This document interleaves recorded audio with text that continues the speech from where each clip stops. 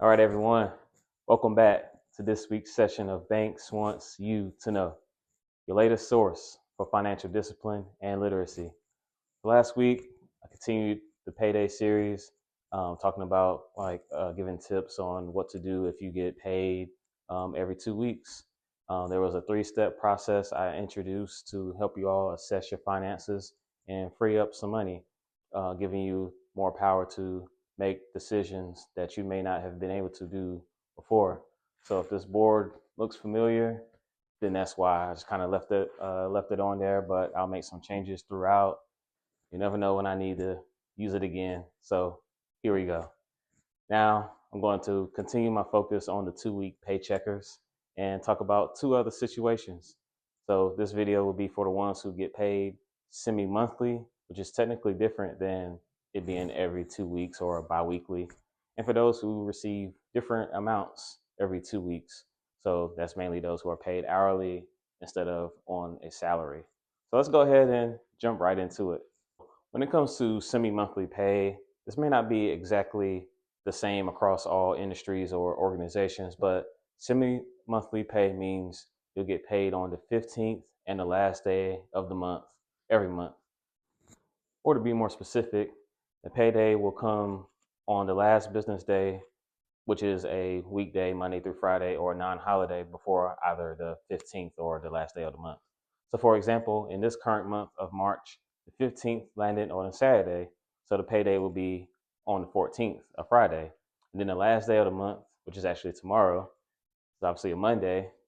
But the way the banking systems are set up, Monday is pretty much a day where it's used to kind of settle the activity over that occurred over the weekend. So it kind of counts as a business day, which moves the payday up to either that Friday night or Saturday morning on that overnight period.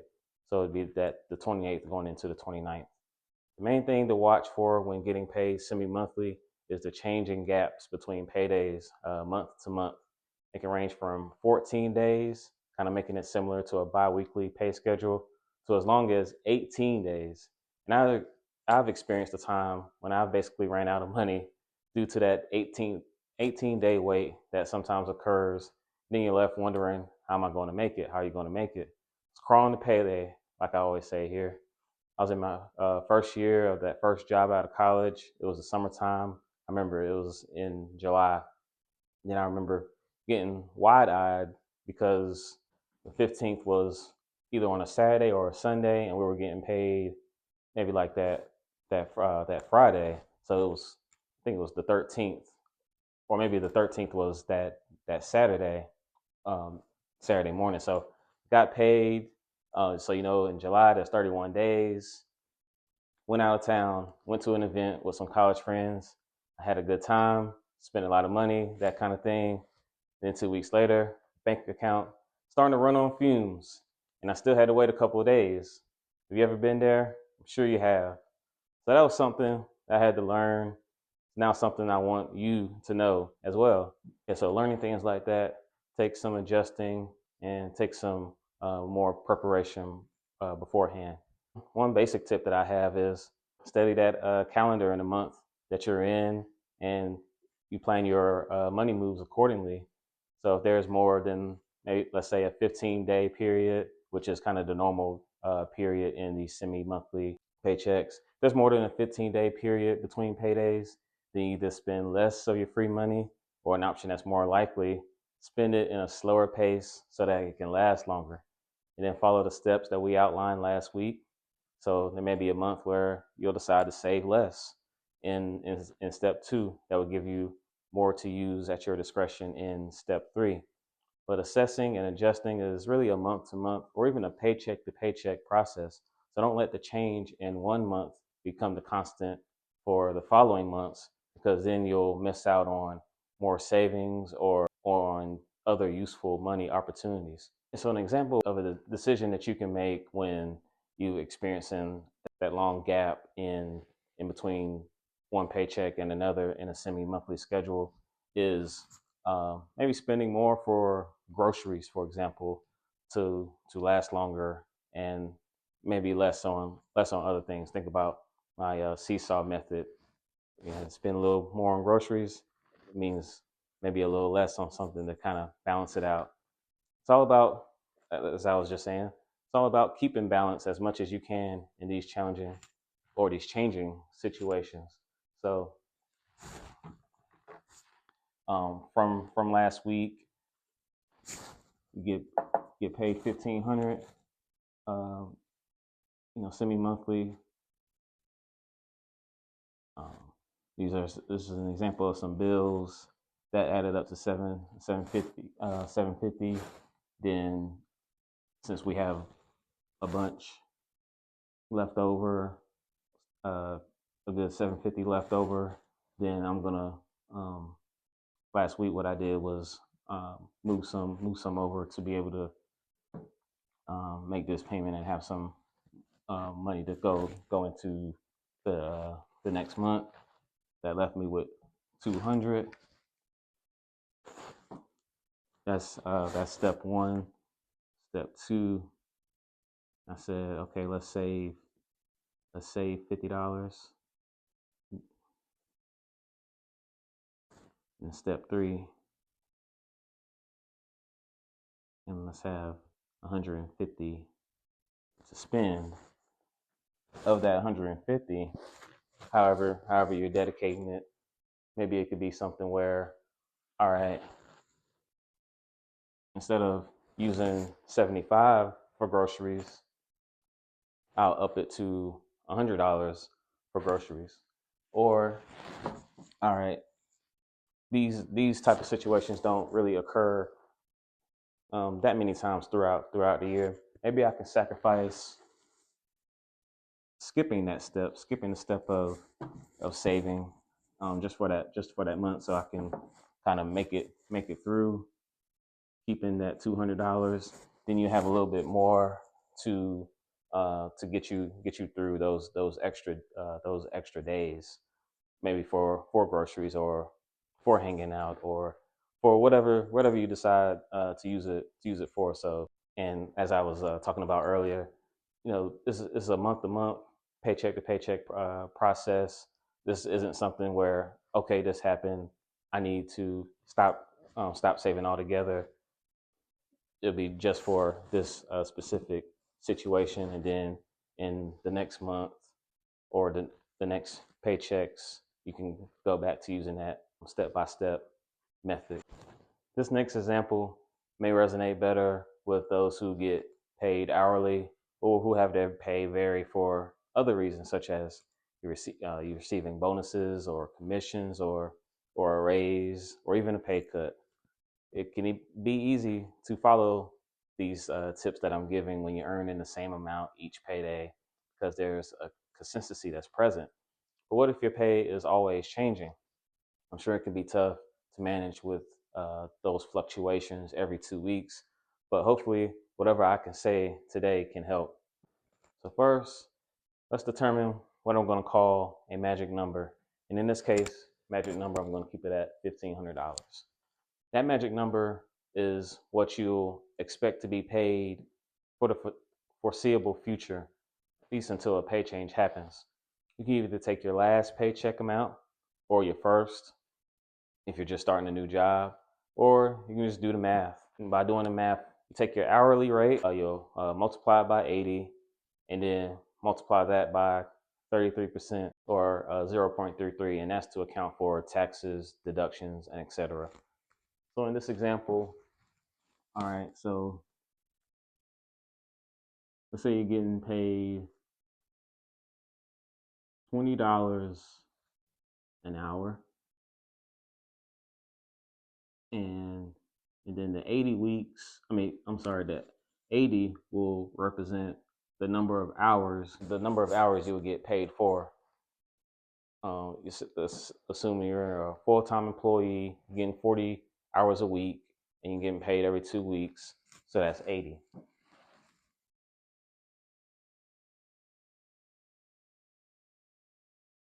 That leaves you at 1,600. But of course, you won't get paid $1,600. That's just gross pay. There's a lot of other things that come out, as you would know. So I'm gonna multiply that by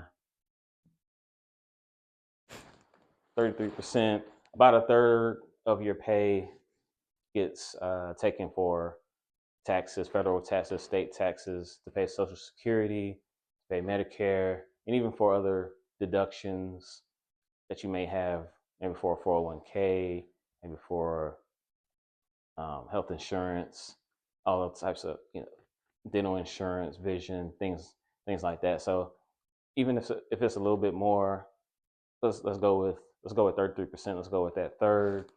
I did the math earlier, and I'm going to move it down here. 1,072.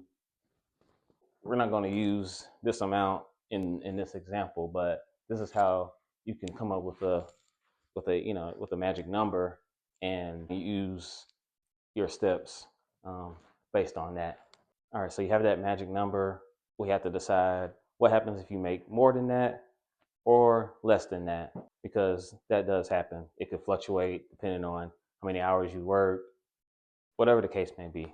So if you receive more than that magic number, higher than that magic number, then you can make a purpose for that extra money. Yeah, there's plenty of decisions that you can make when you get that extra money instead of just spending it. You can save it, you can invest it if you're into the stock market, you can add it to a debt to pay it off faster, or you can use it for something fun with your family or your friends. You may even open up your budget for those line items that you can allocate those extra funds to, such as groceries. Groceries are going up sky high at every grocery store in your town or in your city, or even that self-care activity you've always wanted, such as like a monthly massage. Possibilities are endless.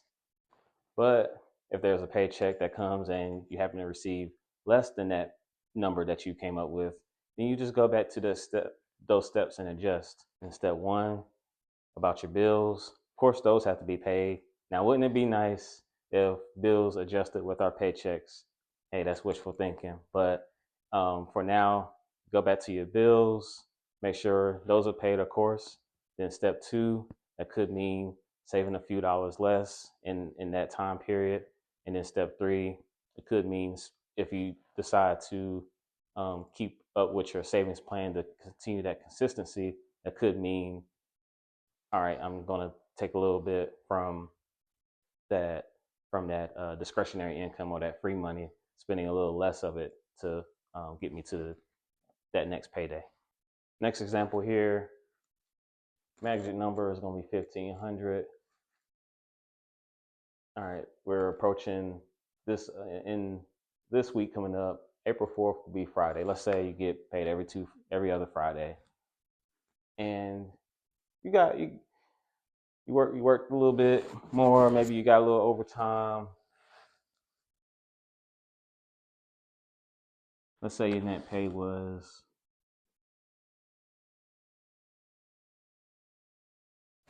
added $20 to it.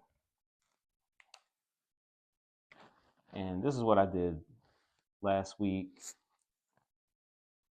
where I bring over some money, or I keep some money in the account, or I put it in a savings so that I can carry it over when I get to the early part of the next month, so I can have some money to use until that next payday coming in, possibly in the middle of the month, because this has to get paid. You ain't paying this with getting just that. So that's why this happened. Last week, I was left with 125 to start my step 2 and step 3 with. Now it would be 145.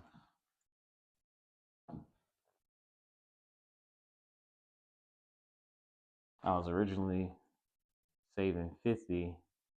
I got an extra 20.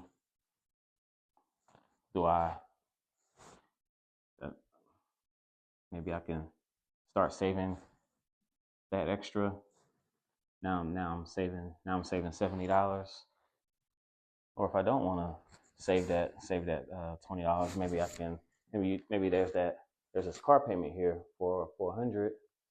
I can start to add change this to 420, and you'll get the loan paid off sooner just by adding a little bit more to the payment amount. Now, say the next week something happened, you had to work a little bit less hours, and you lose $20.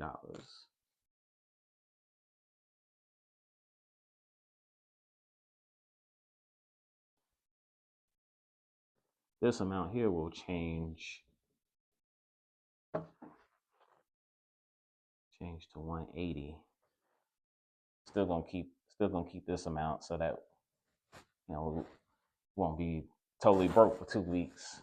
Still gonna keep that, but this will come down $20 to 180. All right, then you're going back to those steps. Bills gotta get paid. So now you're making a decision of, am I gonna still save what I was initially saving, that $50, and then go into the next 2 weeks with $130 of discretionary income, or am I gonna just use all of this for just for these 2 weeks, just for that time being, because okay, family may need a little more groceries, or something may be needed with your vehicle or with the home, so you may need those maintenance costs being to be paid. May not be able to save just for these 2 weeks, but when you come back for the 2 weeks later, then you can start it back. But it's really a case by case basis, just depending on if you get more or less than that magic number. But definitely experiment your with your paychecks, with your pay stubs, and see how that works for you. And just for the visual learners, I was saving 50, 30. I like that discipline. This is what the channel is based on, that discipline. So I would rather to continue saving, and maybe just keeping with the 130. But not all situations are ideal or are the same. Not all budgets that you all have are the same. So definitely do what's best for you. But I'll say, yes, follow these steps to the best of your ability, and you'll be fine. After finishing last week's video, felt like, okay, I needed to go back to the drawing board, because I realized I had more to add, so that wouldn't leave out those who this kind of applies to, like those semi-monthly paycheckers, or those who don't get who get different amounts every 2 weeks. So I'm glad to be able to bring you tips for what I call special situations. Even when things don't seem to be straightforward, and there's changes in your paycheck, we can still implement some stability and balance in our finances. As I find myself saying on each video nowadays, implementing that stability and that balance takes discipline and patience. That leads me to the verse of the session. Actually, I have two for you today, both coming from the book of Psalms. So Psalm 37:25 reads, I was young, now I'm old, yet I have never seen the righteous forsaken, or their children begging bread. And Psalm 27:14 states, wait for the Lord. Be strong and take heart and wait for the Lord. These verses work well together, at least in my opinion. So imagine you're low on funds, maybe you're waiting patiently or impatiently till that next payday, and you go to the Bible, you go to the Word, and see that promise of God that's in 37:25. He gives us these promises all throughout the Bible. It's up to us to have our faith strengthened and believe what He says is how it will be in our lives and in our situations.